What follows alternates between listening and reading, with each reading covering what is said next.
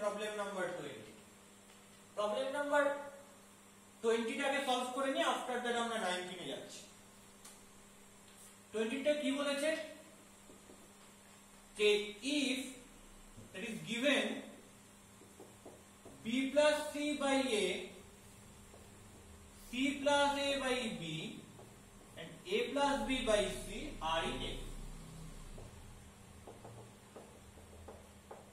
আমায় কি দেখাতে হবে? দেখাতে হবে যে 1 by a, 1 by b, 1 by c are also in AP where a plus b plus c not equal to 0। কি করে দেখাবো? এর একটা ট্রিক অ্যাপ্লাই করতে হবে। অ্যাকচুয়ালি বেসিক্যালি প্রপার্টি আমরা পড়েছিলাম যে কোন একটা অ্যারিথমেটিক প্রোগ্রেশন এর সঙ্গে যদি কোন একটা টার্ম কনস্ট্যান্ট টার্ম যেটা যদি অ্যাড করি তাহলে নতুন যে প্রোগ্রেশনটা পাবো সেটা অলসো অ্যারিথমেটিক প্রোগ্রেশন।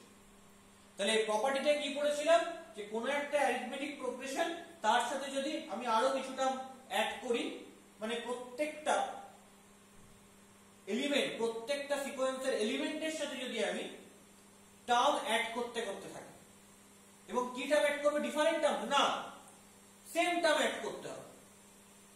যদি করি তাহলে যে নতুন প্রোগ্রেশনটা পাবো সেটা কি হবে? একটা অ্যারিথমেটিক প্রোগ্রেশন। সেটার হেল্প দেখো b plus c by a, c plus a by b আর a plus b by c, আমি এর সাথে b plus c plus a আনতে চাইছি, আমি c plus a plus b আনতে চাইছি, আর এখানে a plus b plus c আনতে চাইছি। তো কি করলে আসবে? 1 অ্যাড করে দিলে আসবে সবার সাথে। 1 একটা কনস্ট্যান্ট টার্ম অ্যাড করতেই পারি, করলে কি হয় দেখা যাক। So b plus c by a plus 1, c plus a by b plus 1 and a plus b by c plus 1 also are in AP। তার মানে কি আসবে? b plus c plus a by a, c plus a plus b by b and a plus b plus c by c are in AP। দেখো a plus b plus c not equal to 0 বলেছে, তাহলে এখানে a plus b plus c রয়েছে, এখানে a plus b plus c রয়েছে, এখানে a plus b plus c রয়েছে, তিনটে থেকে ক্যান্সেল আউট করে দিতে হবে। তাহলে কি হয়ে গেল? 1 by a, 1 by b, 1 by c are in A। এখন প্রশ্ন আসছে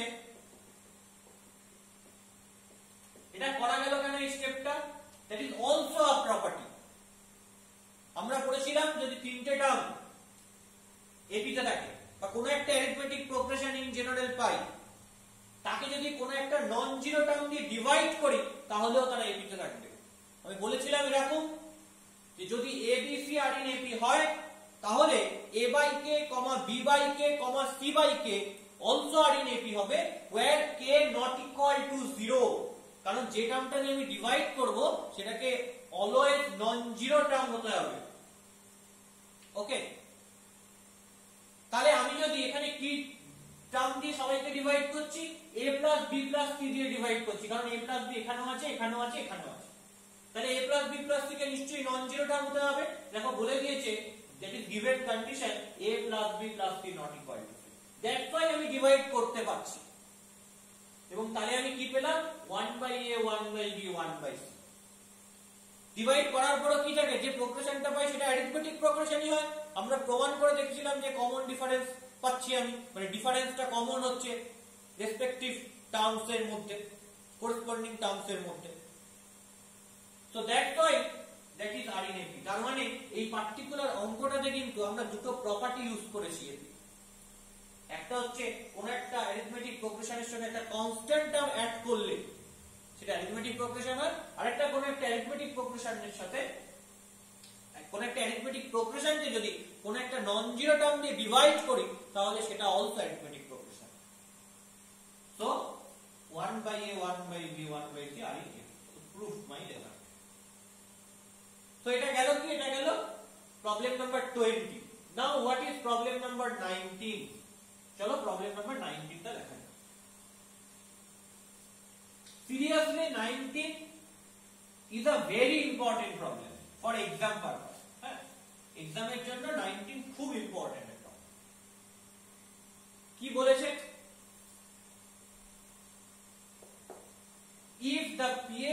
written r term of an FEB capital P capital Q capital R, এটা small p এটা capital Q, small p কে আমরা এভাবে লিখব আর capital P কে আমরা এভাবে লিখব, এটা এই দুটো যেন একই হয়ে যায় না এক্সাম, তাহলে মুশকিল হবে। এখানে যেমন small p লেখা আছে বাট স্টিল এটা হচ্ছে capital P। Okay, so let Tn equal to nth term of this given A. So according to the question,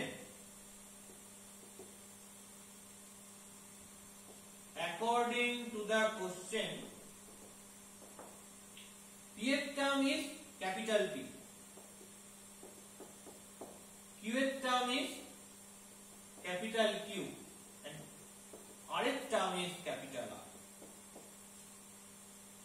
তাহলে আমাদের কি কি ধরতে হবে?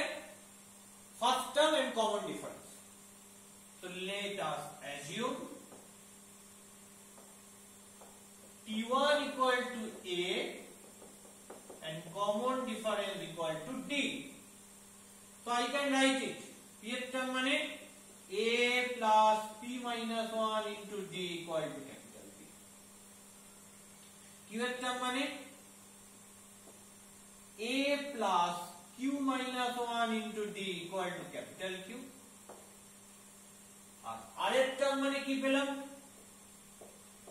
A plus R minus 1 into D equal to capital R. Okay. So what is your left hand side? এটা পুরোটা হচ্ছে তোমার left hand side.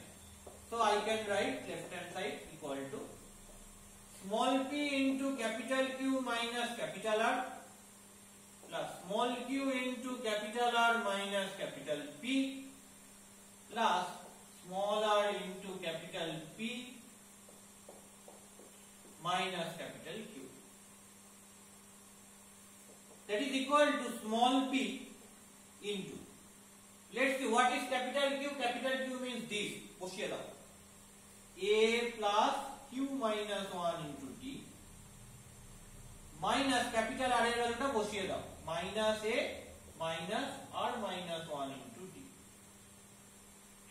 plus small q into capital R মানে কি, এই ভ্যালুটা বসিয়ে দাও, A plus R minus 1 into D minus capital P, এই ভ্যালুটা বসিয়ে দাও, minus A minus P minus 1 into D plus small r into capital P মানে কি, A plus P minus 1 into D minus capital Q means minus A minus Q minus 1 into D. কি আসবে না, plus A minus A কেটে যাবে, plus A minus A কেটে যাবে, plus A minus A কেটে যাবে, তাহলে কি আসবে, small p into D common নিয়ে নিলাম, তাহলে Q minus 1 minus D common এ Q minus 1 minus R plus 1, and after that plus Q into D common নিয়ে নিলে কি হবে, R minus 1 minus P plus 1 minus P plus 1 plus R into D common নিলে এখান থেকে কি পাবো, P minus 1 minus Q plus 1. ওকে, তাহলে minus 1 plus 1 কেটে গেল, minus 1 plus 1 কেটে গেল, minus 1 plus 1 কেটে গেল, তাহলে কি পেলাম, দেখো পুরোটা থেকে তিনটেতেই D আছে, তাহলে পুরোটা থেকে একটা D কমন নিতে পারি, P into Q minus R plus Q into R minus P plus R into P minus Q, তাহলে কি পাচ্ছি, D into গুণ করে দিলে PQ minus PR plus QR minus QP plus RP minus RQ। তো দেখো প্লাস PQ minus PQ কেটে গেল, minus PR plus PR কেটে গেল, plus QR minus QR কেটে গেল, তাহলে কি D into 0, that is 0, and that is your right hand side। তার মানে জাস্ট ভ্যালুগুলো যদি পুট করে দিই n টার্মের ফর্মুলাটা অ্যাপ্লাই করার পর যেখানে যেটা রয়েছে এবং তারপর ক্যালকুলেশন করি, তাহলে কিন্তু অঙ্কটা একেবারেই কঠিন না। That is very easy problem, হয়ে যাবে প্রমাণ। So proved.